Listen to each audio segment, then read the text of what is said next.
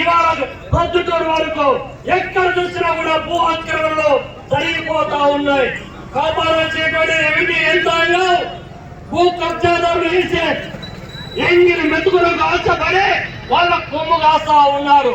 pre plant గా కోర్టుకు పోండి, ఇల్లీగల్ లీగలైజ్ చేసుకోండి అని చెప్పి సలహాలు ఇచ్చి పంపిస్తూ ఉన్నటువంటి నేపథ్యంలో ఉంటే రానున్నటువంటి రోజులలో పేదవాడికి 2 సెంట్ల స్థలము, పట్టణాలలో 3 సెంట్ల ఇంటి స్థలం గ్రానికి సుదూర ప్రాంతాల్లో చెందినటువంటి మీ అందరికీ కూడా పేరు పేరున అభినందనలు తెలియజేస్తూ ముందుగా ఈ కార్యక్రమానికి ముఖ్య అతిథిగా హాజరైనటువంటి మన పార్టీ రాష్ట్ర కార్యదర్శి